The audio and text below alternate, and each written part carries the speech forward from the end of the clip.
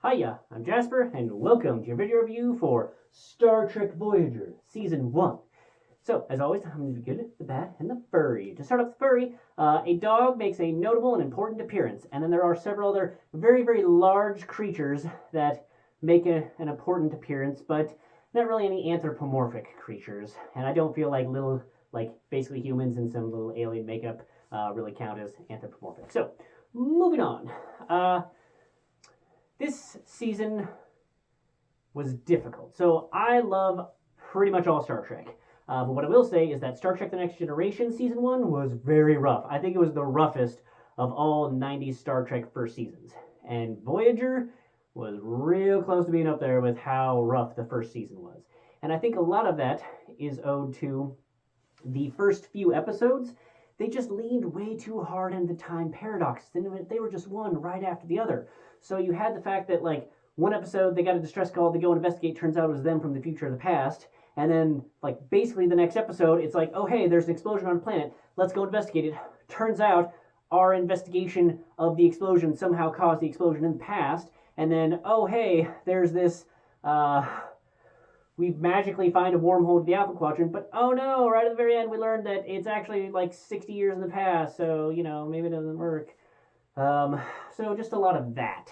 And also, one of the things that I thought was odd is the choice for a season finale episode. It was only 15 episodes this season as opposed to the 22, 23, 24 around there, like the rest of the seasons. And I didn't even realize it was the season finale until I was checking and pausing and I was like, wait a second, we're in season 2? When did that happen? And it's because the season 1 finale was just some of the Maquis weren't being able to integrate with Starfleet as well, so Tuvok basically put them in a little mini boot camp. It's not a bad episode, but it's not what I would consider a season finale episode worthy episode. But speaking of the Maquis integration, we all know, well, maybe you don't, so I'm going to tell you just in case you don't. But Star Trek Deep Space Nine, the whole reason that the Maquis were a thing, basically there's the Federation and the Cardassians basically they were like, hey, this is our border now, and so then there was some Cardassians and some Federation, some Federation citizens that were on the wrong side of the border and were told to leave, and neither of them wanted to. So they're like, this is our home. It's been for however many generations, so we're gonna fight for it. And so fighting over that, and that whole thing was because they wanted to have the Maquis and Starfleet on this one vessel and to really explore the clashes that would do. But then apparently it turns out that they chickened out because at the end of the first episode ish, all of the Maquis crew were in Starfleet uniforms, but with a interesting rank pip, and that's it. That, really? So they didn't really explore all that much Maquis stuff, like Maquis versus Starfleet things. But at the same time, I can also understand the reasoning that some of the producers or writers had, which is hey, yeah, they had disagreements, but they were Federation until they were essentially kicked out for wanting to live in their homes that the Federation had given up. And, oh, by the way, y'all have to work together because this is a life-threatening situation the whole way through, so why would there be all that friction? Yeah, there was some little bits of exploration here and there, and especially, I would say, more in the second season, but I felt like they actually did much better with the Maquis in Deep Space Nine than they did with Voyager. But, again, I still like this episode or this season of Voyager. I didn't realize how many Chakotay episodes there were, both in this and then season 2, just because they don't have as many Chakotay episodes in later seasons. At least it doesn't feel like it.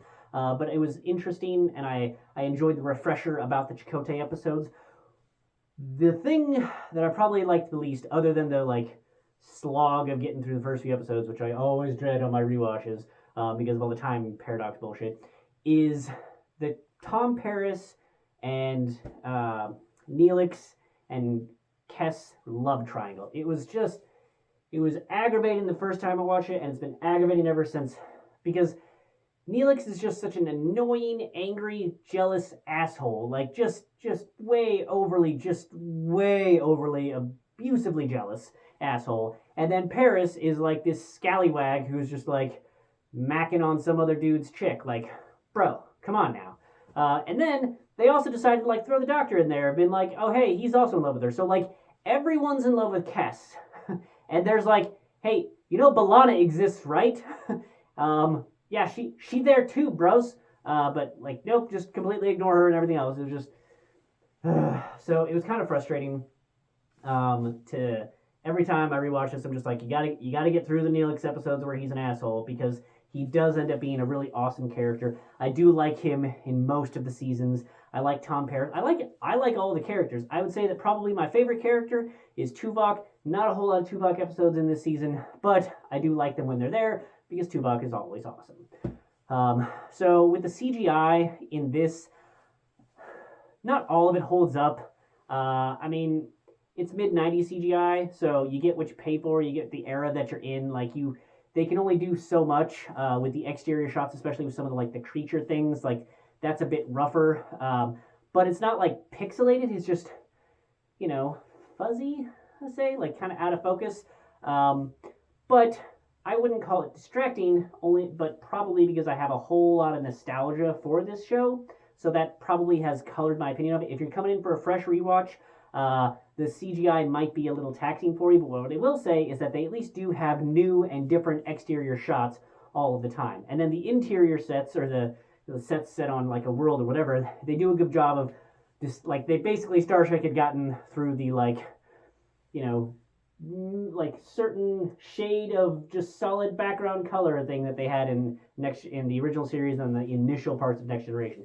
They had gotten really good at set design at this point to really disguise where the edges of their sets were so that it looks like when they're on a planet, they're on a planet.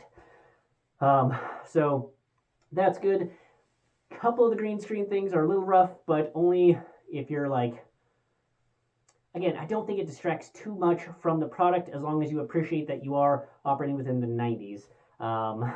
So yeah, there is that. But the music is excellent.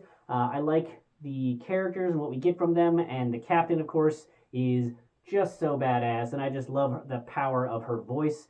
Just fantastic. All the Star Trek captains from DS9, Voyager, and Next Generation and original series were all fantastic.